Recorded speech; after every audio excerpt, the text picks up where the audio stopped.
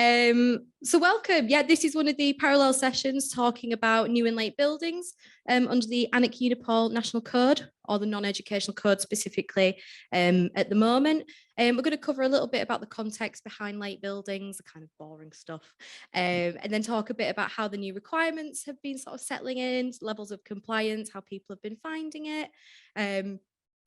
Go through some case studies about where things have worked well, where things have worked not badly, just less well.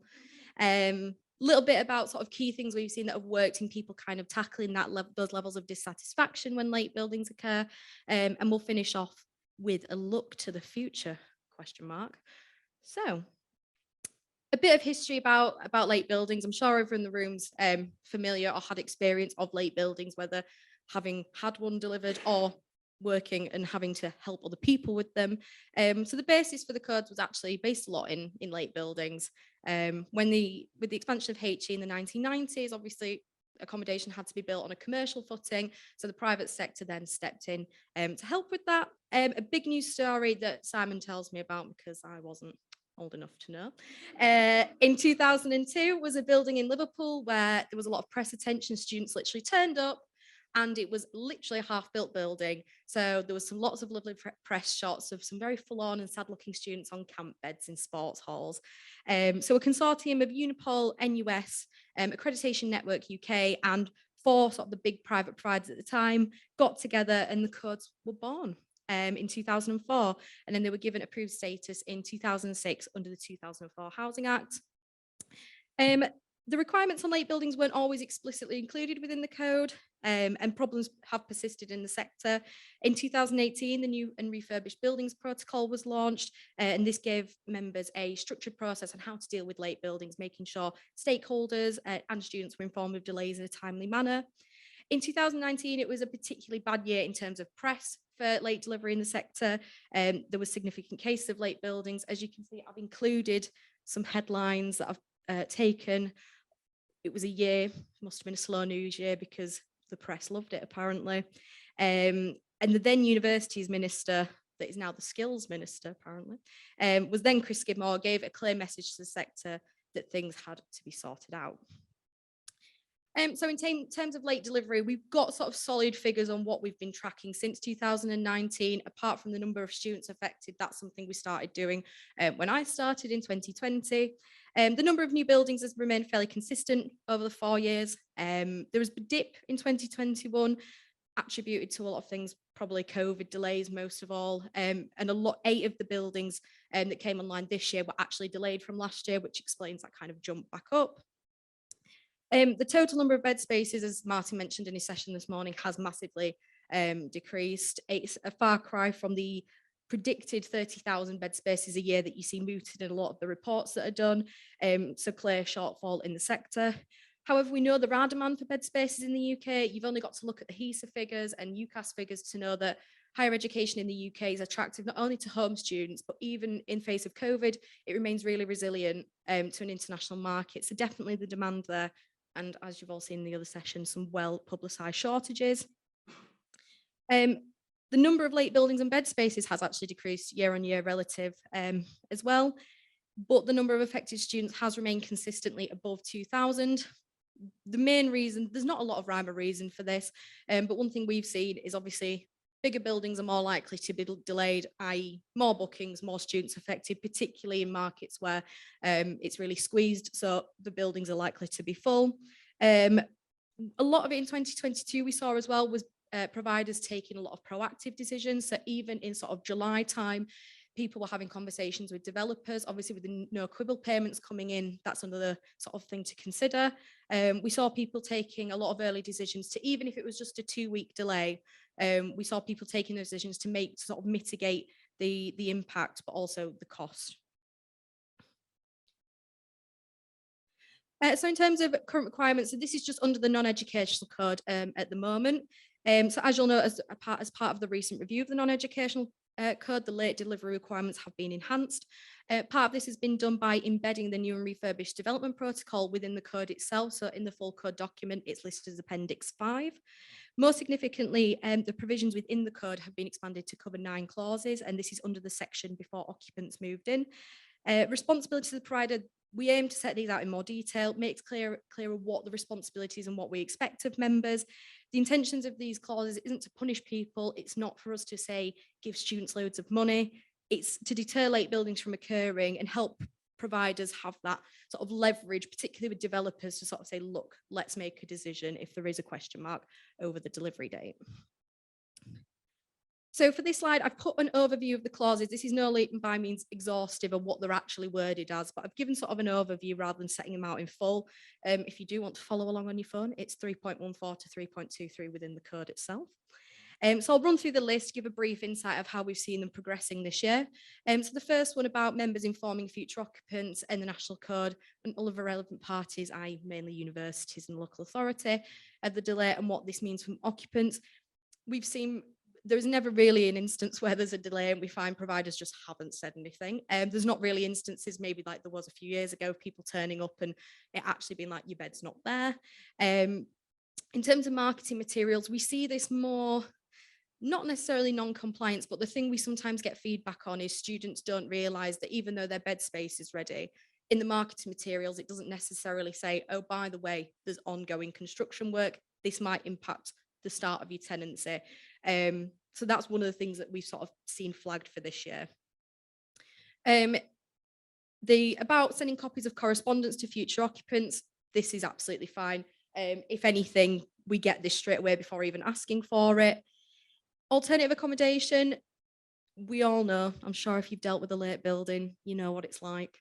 Finding alternative accommodation in some markets is just not doable. What we see is some providers go to all lengths. They ask universities, they ask other providers, they ask other people in the city. Sometimes it's not possible. So it's not, again, not non-compliance.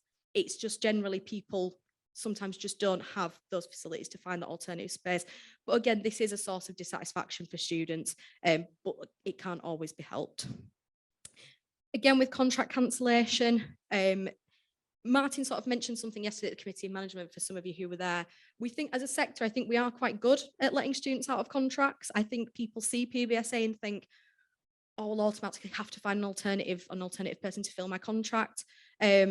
But, you know, we don't really celebrate it as much. So with these requirements, you know, we've seen all providers ask students, you know, you have got the right to leave if you want. We've had no complaints from anybody about that not being offered. In terms of rent for substitute rooms, we did have one provider come to us and say, I haven't read the code requirements and I've already offered to let them all live in this alternative like for like luxury studio accommodation for free. What should I do? And I said, well, you could offer to charge them rent, but I don't think they'll be very happy about it. But again, no problems with people being asked to pay above and beyond what they've already been asked to. In terms of provision of adequate facilities, we do get a bit of grumblings from students about the meal side of this in particular sometimes. I think it does say in the code, obviously, try and provide self-catering facilities if that is part of their original package. But if it's in hotels, we understand that that isn't always possible. We've seen people do this in different ways, Uber Eats vouchers, Deliveroo vouchers, meal delivery services, things like that. We've seen probably the most successful ones as a bit of good practice about people sort of having the vouchers given to them. It gives them a bit more flexibility and choice. But again, generally high levels of compliance on this. Transferring to substitute accommodation, we've seen a lot of very inventive ways of this happening. We've had managers in their own cars ferrying boxes between sites. We've had coaches hired, we've had vans hired. But again, people have been quite complimentary, particularly in some verification reports about how providers have handled this. And reimbursing additional costs linked to substitute accommodation. Again, some grumblings for students saying, I'm not getting my money back quick enough, but we appreciate that. And things we do say to students is a lot of the resource obviously has gone into helping you have this alternative accommodation. So just be mindful of that. And we sort of try and explain to students that providers can only put so much resource into certain areas and to just be a bit more patient sometimes. Everyone's favorite part of the code, my new favorite part of the code, was the introduction of these no cover payments. So the charges for where students can't occupy their original room. In terms of that first bullet point about not being charged rent if they can't occupy their room after 8 weeks, at the minute, it's kind of hard to tell because we're kind of at the 8-week mark for a lot of these sort of late sites that are still delayed. A lot of them obviously have that mid to the end of September occupancy date. So in terms of levels of compliance, as to be confirmed, but at the minute we've not heard anything contrary to this. We've had a few people get in touch about querying about levels of compensation they're entitled to. So this is kind of one that we'll probably look at the end, sort of midway through next year, to compare to whatever happens a year after. But it's one requirement to bear in mind if people in the room aren't aware of it. And then we've got the schedule of payments, so the 200 initial inconvenience, the £200 per week for the second to fourth week, the £500 for the subsequent 4 weeks. Just to clarify, because this is another one we've had students saying, where's my £2,000? And we were like, no, it's £500 for the 4 weeks. So for people not to panic on that one. And then £100 each time the notified moving date is postponed. I've kind of got some examples here that aren't on the slide, but just to give you a bit of context of a scenario where the payments didn't apply and where we judged it to be the students weren't entitled to the money. An example where the payment should be made. So we had a scenario where a provider had a building and all the rooms were the same, they were all en suite, same specification. A certain floor wasn't going to be ready, so they relocated the students to a like-for-like specification flat on a different floor of the building. They said to us, obviously it's not the original room, is the student entitled to the money? We judged it as no, because the way we sort of look at it is judging on the level of amenity loss and the sort of the impact and what level of impact and disruption does that have. In this instance, the money wasn't paid and the students were able to remain in that room for the rest of the academic, and they're going to remain in that room for the rest of the academic year. But as a caveat to that, where we would say the payments would then apply would be if we judge that there is high levels of ongoing disruption due to ongoing works, if a student had to then change rooms to their original room once it had been finished. And this is a rare instance, but if students booked as a big group and you weren't able to relocate them all to the same flat, that would probably mean that those payments would apply as well. One about when payments should be made. So obviously a lot of students, when they work out they're entitled to the money, are then like, right, I want the money now, because it's a lot of money, as we know. You know, students aren't exactly, a lot of them aren't flush with cash. So we had a provider that came to us and said, the building's finished, it's completely ready, but due to licensing concerns and whether or not we get the HMO license, these students might not be able to occupy a perfectly safe building. So the provider was completely willing to compensate students, but requested that could this be done in second semester, because if the building was deemed to be late, they would need to put all the resource into finding these students somewhere else to live. We agreed with that approach because the provider had already informed students that they would be entitled to this money, and we acknowledge that that resource is best placed trying to help the students in what would be a really stressful situation. So in terms of the response from the sector, overall there was 22 late buildings this year. So 20 of those were brand new builds, 2 were refurbished existing stock. Overall, members have responded really well to the new requirements, so thank you all for that. It's been particularly challenging circumstances. I know COVID's kind of over, quotation marks, but there's the residual effects of that staffing impact, resource, labour, things like that. We have identified one issue of some providers not knowing when they should be notifying buildings to us, as when you guys know that you're operating a new building. So as standard, myself or Simon will send out an email requesting specific details of new buildings for this new academic year as early as February or March, so to keep an eye out for that. And then regular follow-up emails at those time periods just to check in, has anything changed? Have you heard about a delay? If so, let us know. I can appreciate for some, some models, people won't know if they're managing buildings to sort of June, July time, but we request that you notify us as soon as possible once that deal's been confirmed. The basic rule of thumb that me and Simon use when people ask whether we need to know about a building is, if you guys are advertising it for occupancy in the September, we need to know about it, because we don't want to accredit things that we don't know exist. Levels of like I said, a small number of cases where providers weren't actually aware of the new requirements. So they said, oh, well, we haven't received the code document. And that was a bit difficult in some instances where providers already taken some action that wasn't quite in line with what we'd set out. So for bigger providers, my advice would be make sure you're filtering these requirements down, because at the end of the day, it's the students that get impacted. Levels of dissatisfaction we've seen have been sort of concentrated in instances where we've seen buildings that have been delayed 2 to 3 a week before people were due to occupy it, particularly in these squeezed markets and where students have booked to travel or hotels for family as well to help them move in. Positively, though, in these instances, we've seen a lot of providers give more than the stated levels of compensation within the code, and they've gone above and beyond those requirements to reimburse those out-of-pocket expenses. But this isn't across the board. Even if people can't increase the amount of compensation, we do find sort of gestures such as covering travel expenses that have already been paid or hotels have been gratefully received as well. For another year, we've had some reports of contractors and developers not being particularly helpful when people have been requesting updates in line with the new and refurbished development protocol, so that 8, 6 and 4 weeks. This has led to frustration for providers, but then also students, because, again, it's something else that I think Martin's mentioned this morning is that there is a bit of a disconnect still between, providers on the ground, end users, and the sort of developer and contractors and things like that. But we're going to hopefully be doing some work for this, which I'll touch on at the end. So in terms of outcomes for students, I just wanted to give you an idea of the, I've missed a 0, it doesn't look quite as spectacular now.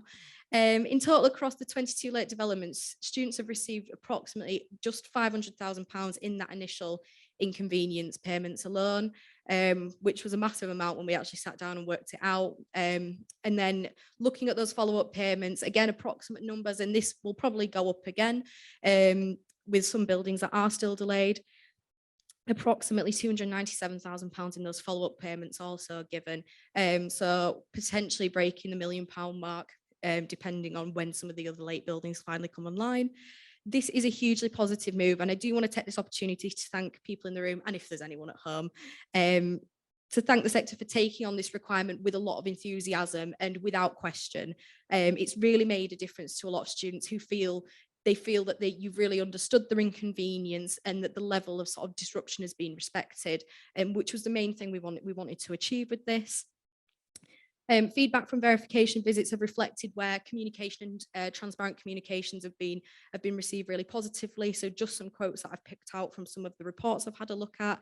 There's been high praise for particularly on the ground on-site teams and managers, where ongoing works have resulted in disruption, but they've gone above and beyond to provide flexibility and fixes for this.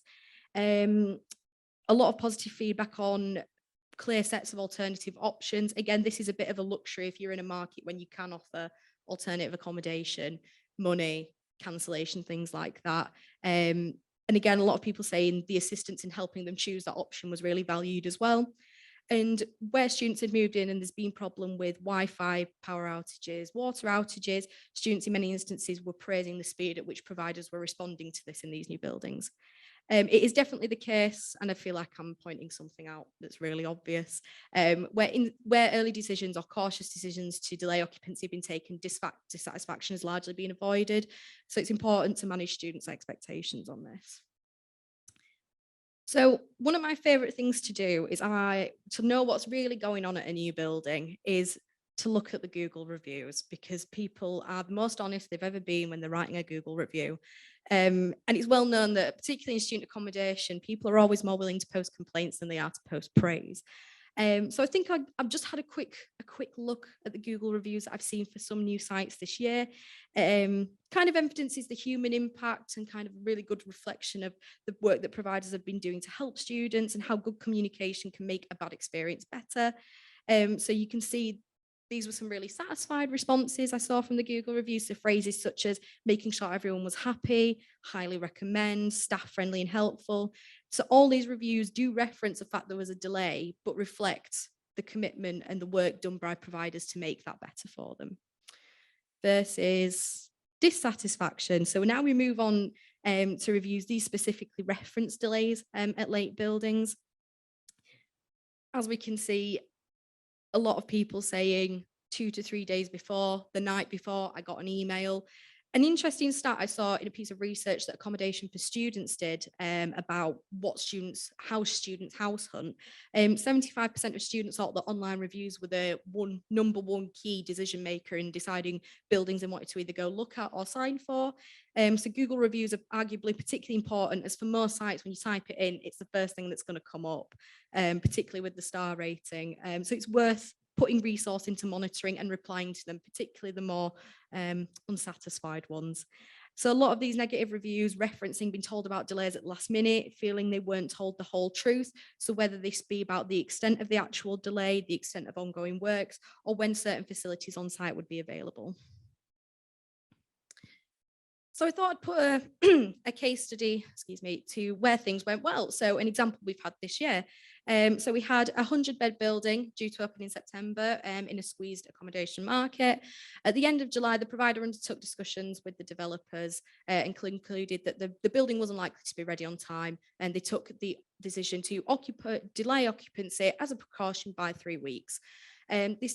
After that, a dedicated team was set up. They contacted tenants by phone, notified them the delay, spoke to them about their options. Follow-up email communications accompanied this, again setting this out really clearly, being really apologetic for this, but obviously saying we're here every step of the way to help you.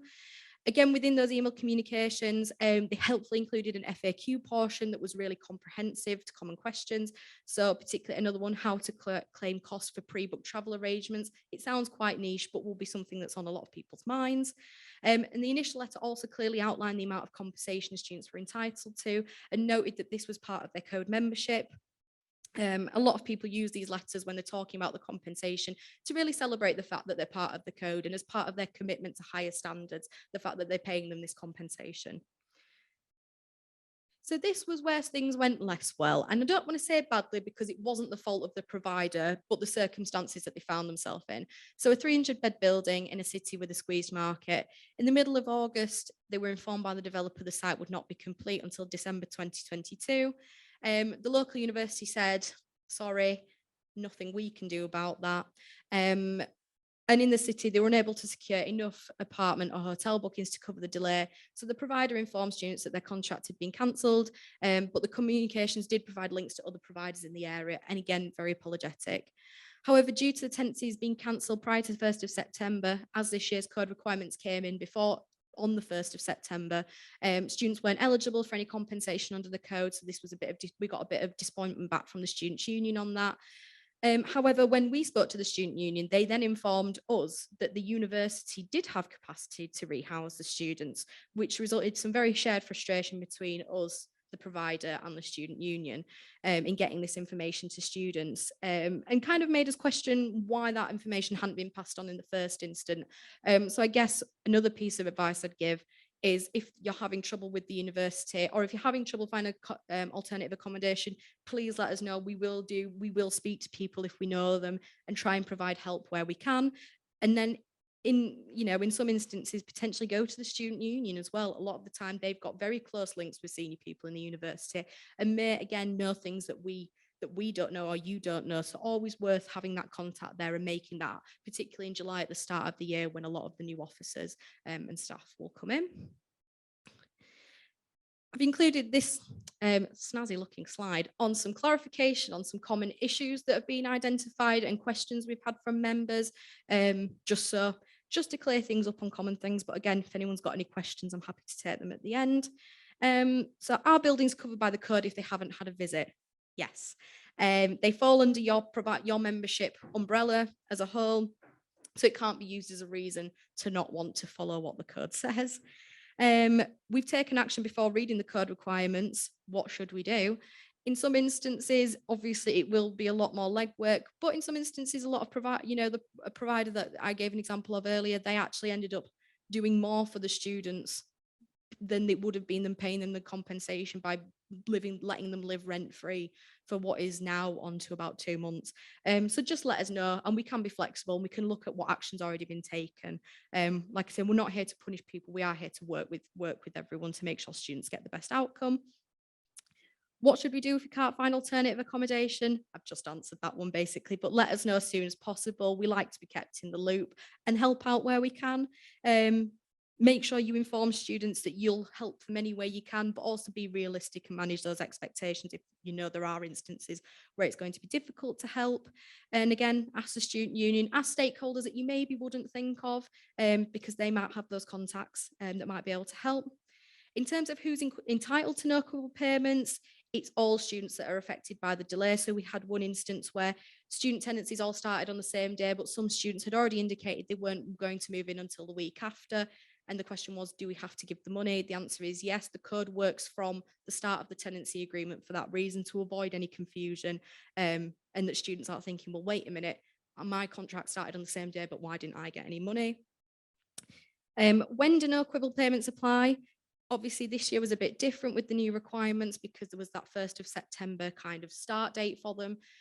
So if things were sort of, contracts were cancelled or amended before that, in some instances, students didn't get any money. However, that's kind of out of the window for next year. So I guess next year's our first full implementation year, so to speak.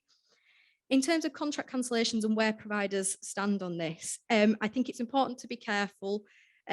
We saw some examples of where contracts were cancelled, and it all obviously has to be quite formal. It all has to be done properly. But I think sometimes empathy is key. And I think particularly when it's been done a few days or a week before they're meant to move in, I think a lot of legal jargon and kind of things like that can be quite confusing for students, and can also make them, like rise levels of dissatisfaction as well.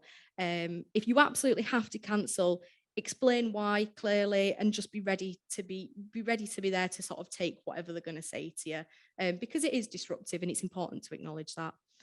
In terms of complaints via the code, we've had a few instances of where providers have said to students that even though they've complained sort of via the code processes, they have to go through somebody's internal processes first before it comes through the code. And our response to this is, when we send things through the code, generally students have ended up with us for one reason or another. So we'd expect those to be handled as a code complaint. And we need to reduce this kind of passing people from pillar to post. The complaints procedure isn't a punishment tool, it's a dispute resolution service. And we aim to get things solved as quickly as possible. In terms of the best practice we've seen, again, I feel like I've gone on about it for this entire session, but empathy really, really is key. We're all human beings at the end of the day. And I think PBSA is a lot softer than it appears sometimes. I think people, we're all human. And I think sometimes students see us as a big, scary provider. I think Vic, our code complaints investigator, who some of you might be familiar with, one thing she says she gets from students a lot is, the provider doesn't care. They don't care about me. They're not bothered what happens to me. When in reality, you probably are bothered and you probably do care about what happens to them. But it goes a long way in making students feel a bit better about a bad situation. And considering that mental health impact and the sort of magnitude of the huge personal transition that moving into a new building and moving to university is, without the disruption of a late building. Acknowledge responsibility, even if it's not personally your fault. It's inconvenient what's happened, so don't brush it off, and just get down on a human level and say, it sucks, sorry. Be comprehensive and honest in email and phone communications. If the delay is going to be 6 weeks, say it's 6 weeks. Don't do that over promise and under deliver. Students always appreciate honesty, and like you could see in the Google reviews, it reflects well on the end of the process if something else does go wrong and delays end up being longer than expected. And take early decisions on delays in brackets if possible. We appreciate this isn't always possible, and things like licensing and some developers and contractors being obstructive sometimes can get in the way of this, but it's your guys' reputation on the line, and you're going to bear the brunt of whatever happens afterwards, which isn't fair, but it's unfortunately the way things are. So it's better to be cautious and rather than gamble and hope for the best. In terms of the future, I've put a question mark because I think some of this relies on the political kind of universe we're living in, and who knows what that'll look like in a year's time. But from our perspective, we've got our educational code review currently underway. So it's likely that the additional requirements will be added into that code as well to bring them in line with each other, because we know that late buildings do affect universities as well. There's the light touch review of the Universities UK code. They have brought out some guidance on new and late buildings, but it'd be interesting to see if anything further gets implemented there.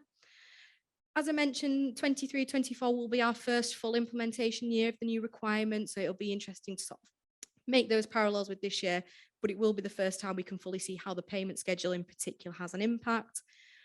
We do have those Building Safety Act implications. Buildings will, whenever this happens, need a much longer sign-off period.